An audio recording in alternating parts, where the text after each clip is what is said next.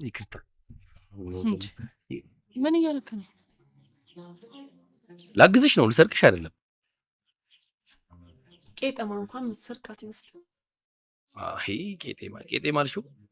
ምን ይሄ ሳርም አይደለም እኮ ገጠር አላየሽ? ቄጤማ እኔ የገጠር ልጅ ነኝ። ቄጤማ ብትይ ቄጤማ ነው እንዴ? አመሰግናለሁ። በቃ ስጠኝ። በነገራችን ላይ ገዛ ማደጎ ቤትም አግኝቼሽ ነበር። ተገናኝተን ነበር?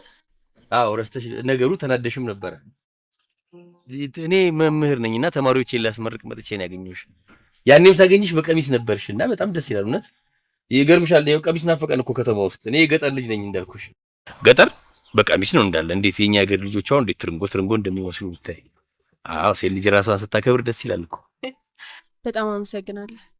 እኔ እንኳን ስለሚመቸኝና ዛሬ ልደትዬም ስለሆነች። ልደትዬ ዛሬ እቺ ደግሞ ምን ነው ጥሩ ስንጫወት ቆይተን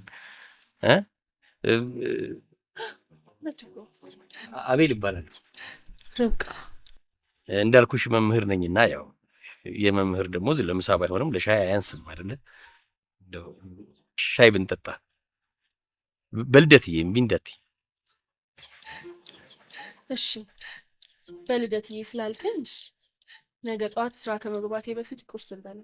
ወደ ቁርስ አደገ ይሁን እጠብቅሻለሁ እዚህ ጋር። አመሰግናለሁ። እሺ